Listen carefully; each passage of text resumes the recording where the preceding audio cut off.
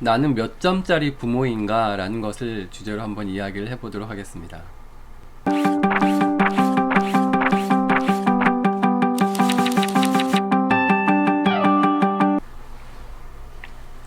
안녕하세요, 모두쌤입니다. 네, 오늘은 좀 가벼운 주제로 나는 과연 몇 점짜리 부모인가 이런 주제로 한번 이야기를 해보도록 하겠습니다. 제가 요즘 아이의 그 수학 공부를 좀 가르치면서 드는 생각이 있습니다. 저는 학교 다닐 때 이제 수학을 너무 싫어했던 경험이 있습니다. 그래서 이런 생각도 했던 적이 있습니다. 수학이라는 과목이 없으면 내 인생이 조금 더 원활하게 살아갈 수 있지 않았을까라는 그런 생각도 해봅니다. 돌이켜서 중고등학교 때나 또 우리 대학교 갈 때, 또 대학교에서도 마찬가지였고, 숫자가 들어가는 것은 제가 항상 좋아하지 않았던 것 같습니다. 근데 이제 아이러니컬하게 제가 부모가 되니 아이의 학습을 가끔 봐주게 되고 수학 공부도 봐주게 되죠.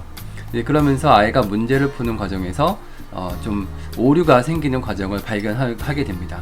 그럴 때 친절하게 이건 이렇고 저건 저렇고 이렇게 가르쳐주면 참 좋은데 답답하고 왜 이걸 모르지? 아니 어떻게 이렇게 쉬운 거 틀릴 수가 있나? 라는 생각에 친절하게 가르쳐주기보다는 화를 내거나 아이하고 이제 감정 싸움을 하게 됩니다.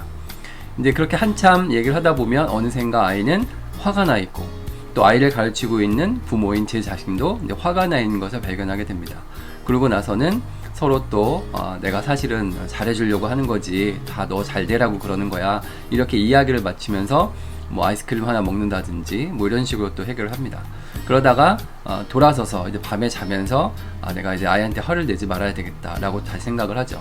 그러다가 다음날이 돼서 또 같은 상황에서는 또 비슷한 상황이 연출되기도 하고, 자, 이런 것들을 보면서 정말 어리석은 부모가 내 자신이 아닌가라는 생각을 해봅니다. 과연 돌이켜서 생각해보면 제가 어릴 때는 부모님들께서 그렇게 많이 학습을 하라고 말씀을 해주신 것 같지는 않습니다.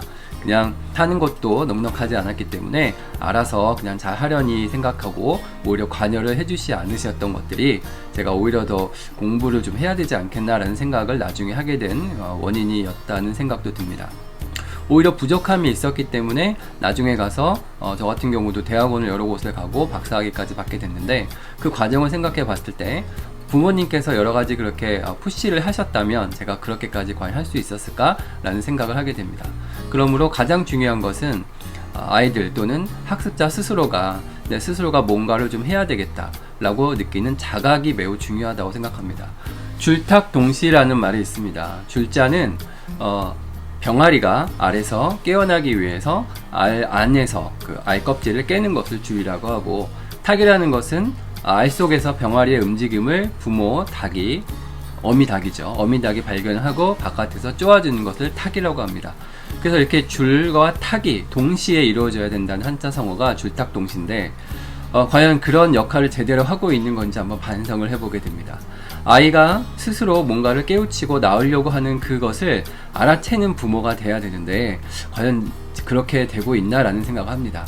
아이가 아직 알에서 나올 준비가 되어 있지도 않은데 바깥에서 너무 탁탁탁탁 소리를 내면서 알을 깨려고 노력하는 것은 아닌지, 또는 아이는 이미 충분히 알 속에서 나 좀 나가게 해주세요 라고 줄 하고 있는데 그걸 미처 눈치 못 채고 바깥에서 다른 것만 쳐다보고 있는 부모가 되는 것은 아닌지라는 생각을 합니다.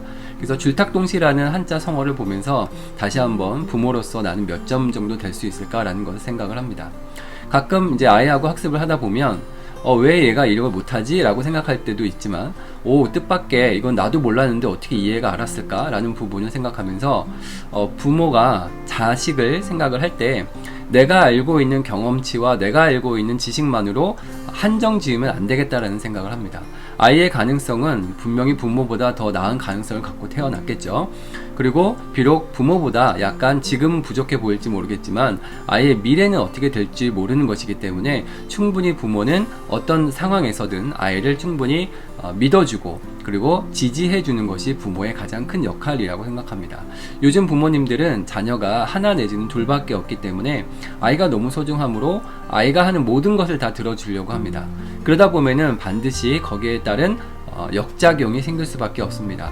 저 같은 경우도 아이가 원하는 것을 되도록 사주려고 하고, 무엇을 먹을 때도 아이가 원하는 것을 같이 먹어주려고 하기 때문에, 그러다 보니까 가정 내에서 주도권을 어느덧 아이가 갖고 있는 경우가 있죠. 그러다 보니까 가끔은 예의도 좀 벗어나는 것 같기도 하고, 좀 생활 습관도 좀 제가 생각하는 기준에 어울리지 않는 부분이 있어서 그런 부분을 가끔 충고를 하거나 훈계를 하게 됩니다. 보통 우리가 훈육을 하게 되죠. 근데 그럴 때 아이가 받아들이는 그 느낌이 오히려 부모의 그런 간섭을 좀 짜증 섞인 말로 이야기하는 경우가 있습니다. 그런 것들을 볼 때 과연 나는 자녀 교육을 잘 시키고 있는가 라는 생각을 다시 한번 하게 됩니다. 또 우리의 부모님들의 세대를 또 생각합니다. 우리를 그렇게 아끼고 훌륭하게 키웠기 때문에 우리가 지금 이 자리에서 부모로서 역할을 하고 있는 것처럼 우리도 그 고마움을 다시 한번 새겨야 될 거라는 생각을 하면서, 또 우리의 부모님은 또 나에게는 몇 점이셨을까 하는 생각도 가끔 또 하게 됩니다. 동시에 우리 아이가 자랐을 때, 나를 바라봤을 때 우리 아빠는 또 우리 엄마는 과연 몇 점이었지? 라고 생각하는 순간이 어느 순간 오게 되겠죠. 그럴 때 부끄럽지 않은 부모가 돼야 되겠다는 생각을 합니다.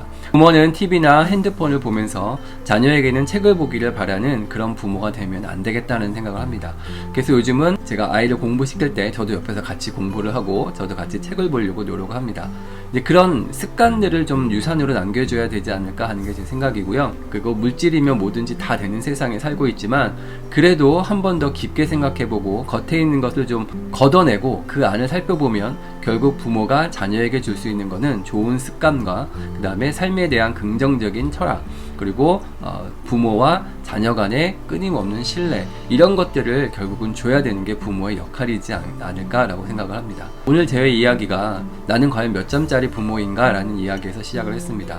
저를 한번 제 스스로가 점수를 맞춰보면 아마 거의 낙제점 점수만 간신히 통과하는 수준이 아닐까라고 생각을 합니다.